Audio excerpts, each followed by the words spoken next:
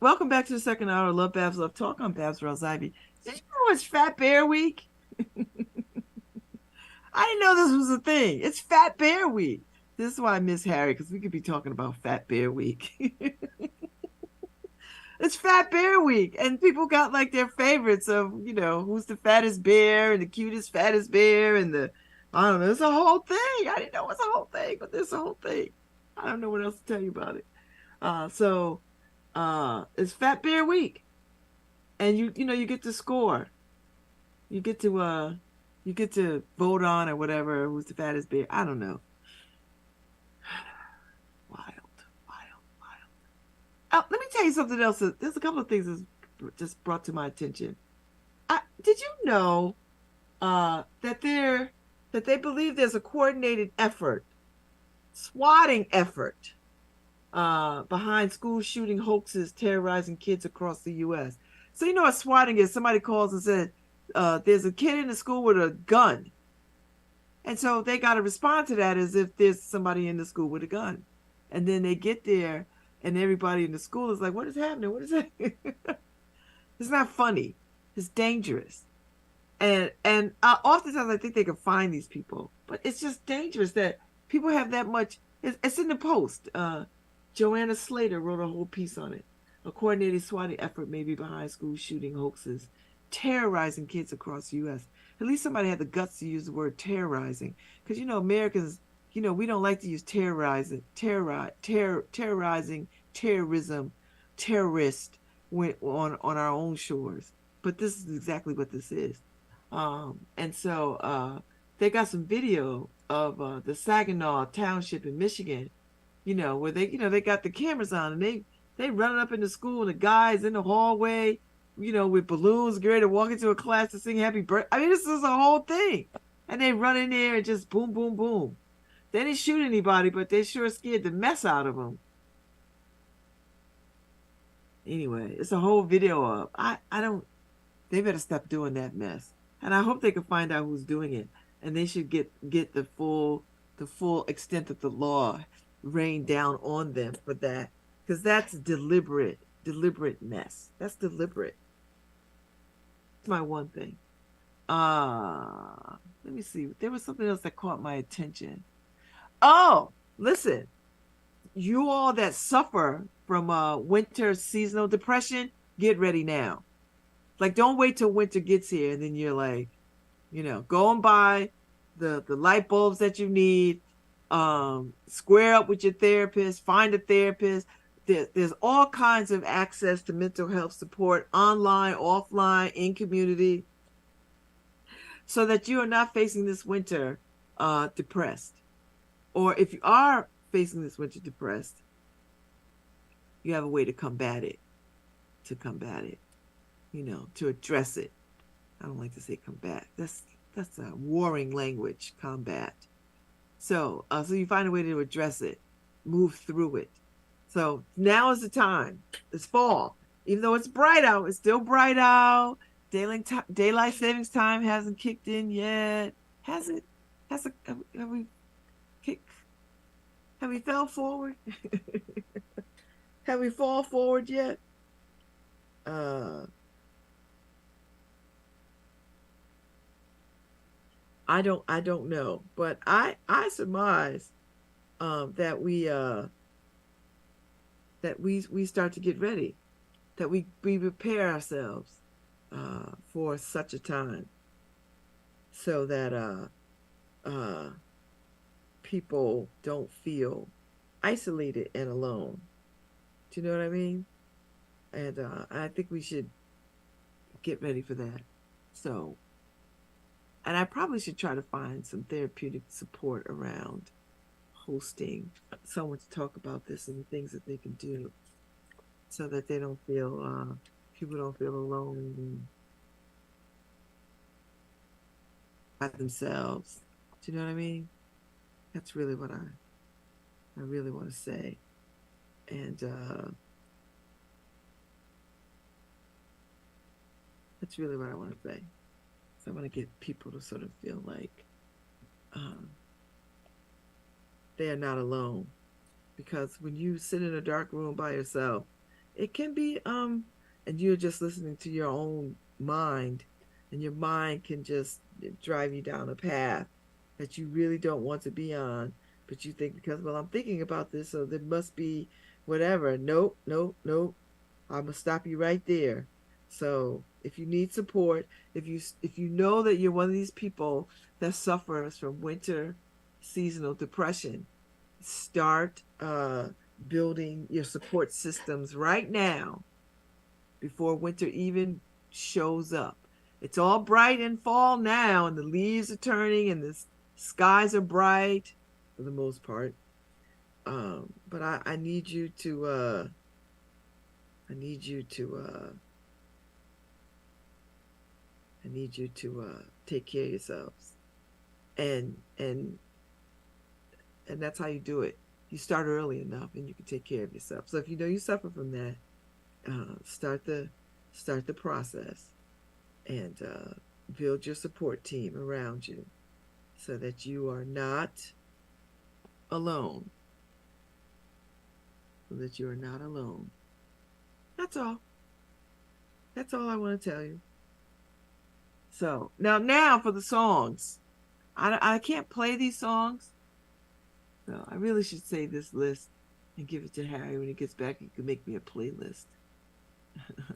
But I already told you the main ingredients. Everybody Plays the Fool is in number one. Teddy Pendergrass, Whole Town's Laughing at Me. Number two. Gladys Knight and the Pips, Neither One of Us Wants to Be the First to Say Goodbye. These are dedicated to Kevin McCarthy, because he got a very public beat down by people who are less. That when you get your butt kicked by people who can't kick your butt, that's sad, man. It's so very sad. Sad. And see what else I got on this list. Oh, I Heard It Through the Grapevine. Any version. You could pick, if you like Marvin Gaye, cool. You like the Temptations, cool. You like Gladys Knight and the Pips, cool. Either one, Kevin McCarthy. I don't know what your preference is, but I heard it through the grapevine, because you did hear it through the grapevine that they was coming for you. And you was trying to be calm, cool, and collected. You thought you could wrangle these people. You could not. See, that's what I mean. If you don't got no floor, you can't get in the ring. Because these people get in the ring, they don't have no floor. They have no floor. If you don't have a floor, you can't get down with them. Because you know why you don't have a floor? Because you still have a conscience about some of this mess. Not all of it, but some of it you have a conscience about. And when you don't have a conscience, you could do what they're doing. But because you probably was raised right, can't really tell that, but you might have been. And somewhere down the line you fell off. But that's all right, because they done showed you the door. So, ugh. Let's see. Let me see what else. You can't sing no James Brown songs, because you're not James Brown worthy. Not yet. You don't. You got to have a comeback song. You ain't coming back. So James Brown is off the table for you. All of it. All of it. All of it. All of it. So.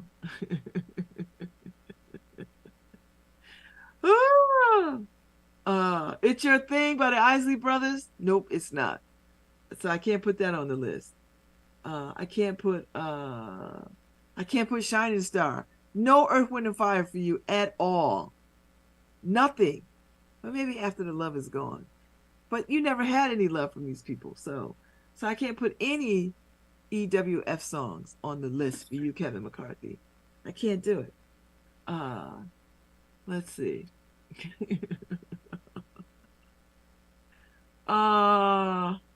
Let's see. Let me see. Lonely Teardrops. You are mighty lonely right now, my friend. And don't get mad at the Democrats. We just listen. So they got so mad with the Democrats, they start throwing people out their offices. All right. That's fine. We're gonna listen, there's enough offices in this whole space. We'll get some new ones and put our same pictures back up. It's all right. We ain't worried about it. It's fine. You can give me a smaller office, as a matter of fact. I don't care. Because I understand your pettiness. I understand it better than you understand it. That's what I would say. If I'm Nancy Pelosi, I was like, click my heels down that hall with a glass of champagne and be like, whatever, dude, whatever. But guess who ain't the Speaker of the House? And guess who ain't never lost the gavel? So, see, that's why I ain't in the halls of Congress, because I would just trash talk too much, you know. But not trash talk like the dummies, because those other ones, they just make up stuff. They don't got no facts, nothing. They just say stuff that's outlandish. They don't got no floor. They don't care. They just say ridiculous, racist, homophobic, transphobic, all the stupid stuff. And this is what I want Democrats to understand. And anybody else who thinks that these people are unconscionable. They are. But guess what? You saying that doesn't help, because they don't have a floor. So what you should be doing is pushing back every day on all the foolishness. Just make big billboards of the truth and just slam them with the truth every day. Don't argue with them. Just like, that's a lie. Start there. That's a lie. That's a lie. Just be calm, cool, and collected. That's a lie. And act like they don't know. Act and just talk to them as if, you know, just be smug. That's a lie. That's a lie. You know, that's what I would do. I would just be, you know, Kevin McCarthy, you standing in the shadows of love. Now the heart. You was waiting for the heartache to come. It's them come. It's gone. Now you're out. And you got bested by that big potato head cat, who likes young girls. And the stupid woman, the other stupid woman, Green is her name, Green. Y'all, the dynamic duel. You got bested by the dynamic duel of dumminess. You got bested by them, which should be more embarrassing than it is. But God knows, like, it's one thing to be ousted by people who are smarter, brighter, faster, intelligent, but to be bested by people who are stupid, who are pond scum, that has got to be painful. Because you thought, I don't know what you thought. You had a tough ride getting in. You had a tough ride. And they don't got no leadership ahead of them. It's like they have no idea what they're going to do. Talk about the Titanic. Is the music still playing? Because I don't know. I was going to say Archie Bell and the Drells to tighten up. I don't know. It might be too soon for the tighten up. You ain't got nothing to tighten up. You out. So, James Brown Cold Sweat might do you some good. You might be able to rock with some Cold Sweat by James Brown. That'd be on my list. I'd put that on the list. You might be able to get that. I don't know about the Midnight Train to Georgia, but it's a red state, so you might as well. I'm just saying. Listen. Chain, chain, chain. Chain, chain, chain. Chain of Fools. I put that on the list, Aretha Franklin, Chain of Fools. Because God knows you've been a chain and you are surrounded by fools. So there you go. I would pick that. I would definitely put that. Y'all not ready for Isley Brothers Fight the Power, nor are you ready for the Public Enemy version of Fight the Power. Sit down. No, you're not gonna get that. Ain't Too Proud to Beg. I don't know if I'd put that on your playlist, Kevin McCarthy. I don't know. Because you wasn't. I mean, you made deals with all kinds of devils. Who knew there was that many devils to make deals with to get the gavel? And then you couldn't even hold on to it. Shame, shame, shame. Shame, shame, shame. Shame of fools. Don't Stop Till You Get Enough by Michael Jackson. I don't know if I put that on there. No. I don't think you're worthy of that. No. One monkey. Don't stop no show. I don't know about that one either. Because clearly, I'm not gonna put that one on the list either. That's by the Honeycomb. So, although I like it, but I'm gonna put that in. I'm gonna put that on the to be considered later list. So, I listen. I'm trying to help you out, Kevin McCarthy. I'm trying to build you a playlist so when you get back to the house in them dark hours, and somebody gonna send you a case of something, so you can sit down and throw you back some brown liquor, and contemplate your being, because that was a very public beatdown. They just snatched the gavel out of your hand. I don't know. I don't know what to make of it. I've never seen. I don't know. Is there anything in history that speaks to that? I don't know.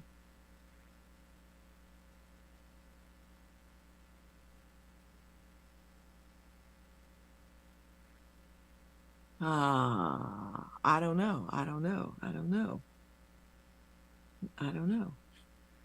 So anyway, uh, yeah. So the Gladys Knight version, I heard it through the grapevine. Yes, I already gave you the three versions.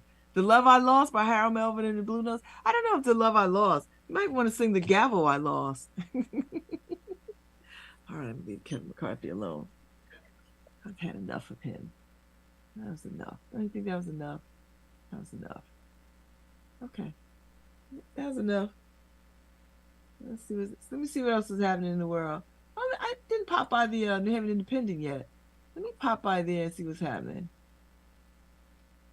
Uh, I can't really tell what's going on. You know. Let's see. Let's see. But yeah, so let me see what's going on in New Haven Independent. Oh, let me pop by the let me stop by the inner city first, because our digital paper is up.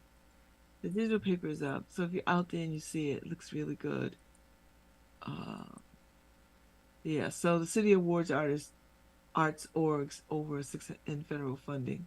So that's up. So take a look at that. I'm on the inner city homepage, so take a look at that. Far right Republicans push for controversial spending cuts impacting vulnerable communities. So, 17.1% of Black American families live below the poverty line. In comparison, only 8.6% of their white and Asian American counterparts face the same economic hardship. I know we're always talking about the inequities of things for us, because we don't do it, who will do it? If we don't do it. There's still a movement of Black folks who are thinking about moving back to Africa. Like, there's legitimate steps toward that. Legitimate people are doing it. People have already started doing it. I like the idea very much. So we got a piece up on about why Hattie McDaniel's Oscar was replaced. That's an interesting story. You might want to go and read that. And then October 2nd was wrongful conviction day. I was on a talk in the evening on that day with folks who were wrongly committed to prison, wrongfully convicted, and so I was on a call. They had a Zoom thing. It was really good. So Malik Jones and a couple of other folks, and so they're coming on Thursday, the 12th, to talk a little bit more about Malik Jones and what this means and what this is going to look like moving forward. So I'm delighted to have them on and talk about this, because I've been thinking a lot about people who have been wrongfully convicted, and the stunning statistic here in Connecticut, we have 30 some odd, like almost 33 people who were wrongfully convicted, and they know they were wrongfully, like proof and everything. And out of that 33, like 16 or 17 are out of New Haven. I don't even know how. And it's there's a common thread through all these things. It's a very common thread, and for me it's enough to raise suspicion. Like, if I'm whoever, state's attorney or whatever, I want to be knowing this. But we had a state's attorney who was duplicitous in this foolishness, right? So I would, if I'm the state's attorney, and I'm not, I'm just playing one on the radio, I would want to call for an investigation of what is the common threads in all this and why. And what at any point during any of these convictions did we know that these were wrongful convictions? These are am I wrong for wanting to ask these kinds of questions? Because I'd be like, paint me a picture. You better come into court with a damn diagram, and you better show me at any point where could these convictions be not convicted, right? Like how did they get this far? And I want to comb through. I just don't understand how we will accept this as right. Just make me a map. Show me what were the steps. What were the steps versus what are the known steps to do, and what did you do? That's what I want to know. Because you can't tell me there's no conspiracy and all these convictions. I don't care. And listen, even if these police officers, whoever they are, whoever, everybody, all the attorneys, everybody, you're gonna say, well, I just didn't like these people. Whatever, fine. Let's get to the heart of it, because this Mick Jones did 31 years for a crime he didn't commit, and they didn't even talk to the witness. Listen, I'm no police officer. I'm just playing one on the radio. I just thought the first rule of crime fighting is, okay, we got a case in front of us. What are the steps that we need to, for me, I'm thinking it's paint the numbers. Like, all right, if I'm a police officer, I know a crime was committed. Let me canvass this. At least that's what they do on TV. Let me canvass the neighborhood and see who has seen what. I'll start there. Police, well, what can I do for you? Did you happen to be outside looking at something that happened the other day? Well, like what, officer? Well, somebody was harmed on your street. You live right across the street. Did you see it? Can't say that I have, officer. But if you don't if you don't come right out and knock on people's doors and ask them, are you policing? Is that even policing? And then I would be like, I wonder if there's any cameras in the area. Are there any businesses in the area with cameras? I might want to take a look at the footage.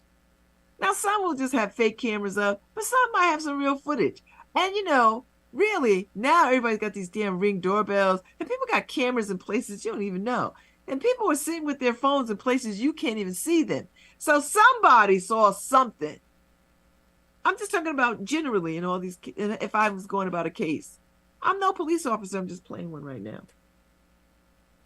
I would want to know who saw what, and ask people. And then maybe there's some people who don't know that they saw something. You got to get to them too. And maybe there's some cameras in the area that you might want to, like, oh, how do I get these cameras? I get these cameras. What do I got to do? What's the process for getting footage from cameras? I won't go in there and kick nobody's ass and kick doors in or nothing. Hey, you might be able to help us solve this case because these loved ones lost their loved one. That's what I want to do.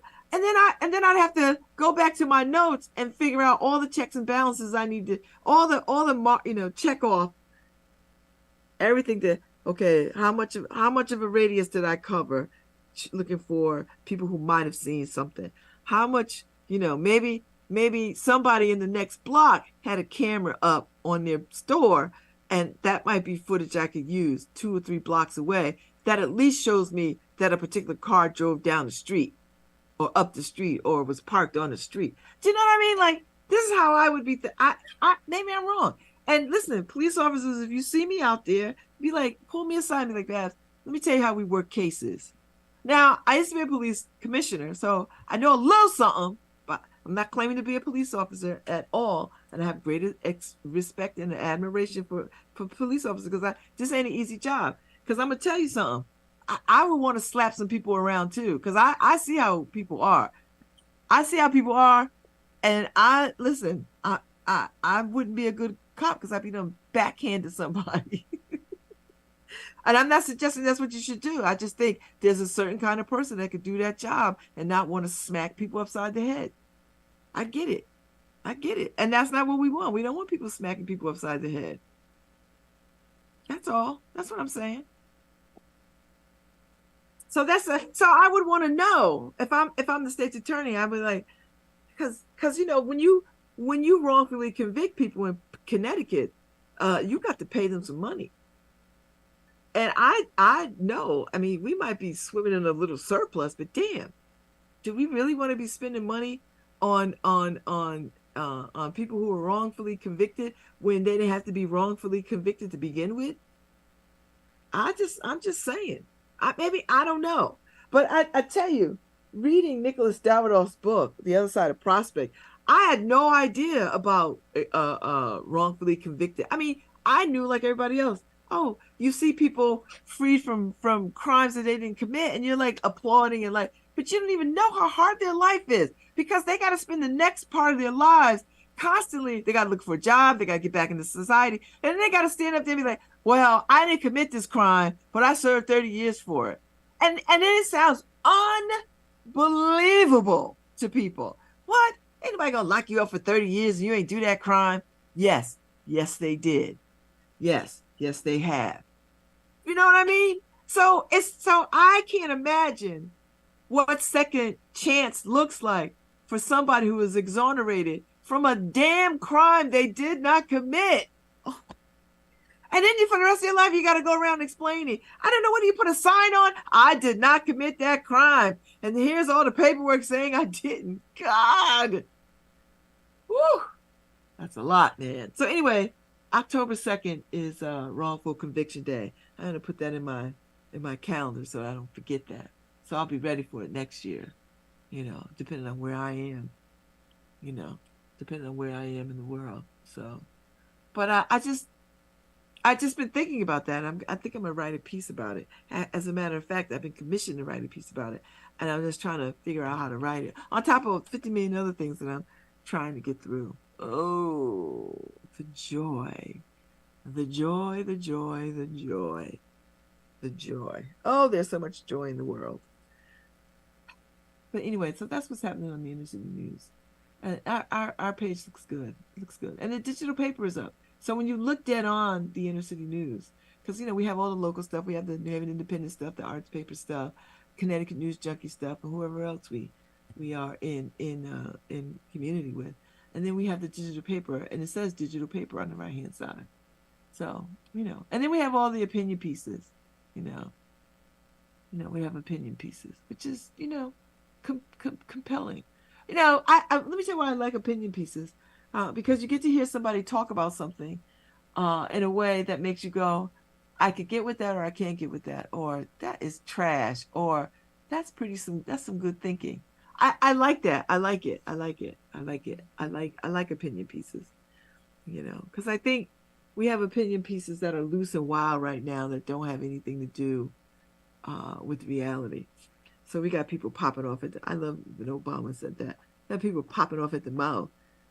Without all the required due diligence of facts and just smartness that they lack. So anyway, I'm just saying. So that's where we are. So if you have a presence of mind, that's fine. That's fine. Yeah. I didn't create this. I didn't create this. It's a PDF. And I don't need it now. And it can wait.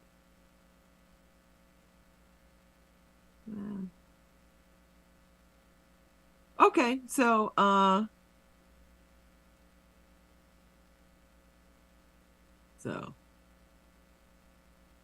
yeah. Someone created it for me. I don't know how to do it. I'm having several conversations at once. That's the joy of radio. I'm like talking to you and then talking to other people in another kind of conversation. So yeah. So that's what's happening on that's what's happening on the inner city news. And I'm gonna run over to the New Haven Independent, spend a few minutes before I have to jump off because I'm off in about 5 minutes. So Neville had a fashion show. I missed it. I missed that. Is this from the arts paper? Yeah. Never Wisdom, Dust, Wayne, Rock, the Downtown, Runway, and Fall Fashion Show. I think I knew it was coming, but I didn't go to it. So yeah. Okay, Neville. Saturday, I guess, whenever it was. Was it raining? So, well, it's nice to see fashion. So, very nice. All right. So that's up on the Arts Council page and up on the New Haven Independent page. So if fashion is your thing, then that's the article for you. That really is the article for you. So while I'm over at the arts paper, let me pull that up. Right now, I'm gonna go back over to the New Haven Independent. Oh, Goldenberg was at the Knickerbocker. Yeah, he was at the Knickerbocker. You know what? I'm so glad I wasn't at the Knick that night because I'd have been annoyed as hell. So mayoral hopeful Tom Goldenberg with Knickerbocker regular Willie Holmes and club vice president Patty Newton Foster. And you know Patty Newton Foster don't pull no punches. So I'm not even gonna read that article. I'm gonna leave it alone. But you know Knickerbocker's a 75-year-old black golf club. I really should get a membership. Maybe I probably should get a membership in my old age. I should get a membership. It's not terribly expensive. So maybe I'll but you know what? If I get a membership, I don't want to go to meetings. I just want to support them. I don't and I want to golf with them, but I don't want to go to meetings. Like I don't want to decide nothing. Whatever y'all decide, I'm with it. You got my vote. I don't want to decide a damn thing. So I see Ronell Higgins is soon to be Public Protection Commissioner,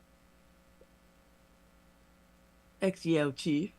I'll tell you, move around the country, people. Move around the state. I don't got nothing to say about that. There's some comments. I'm not gonna entertain them.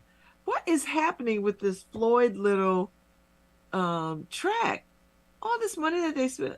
See, I don't know. This turf stuff might not be a good idea. I mean, I guess it gets a lot of wear and tear. But Maya wrote a piece on it.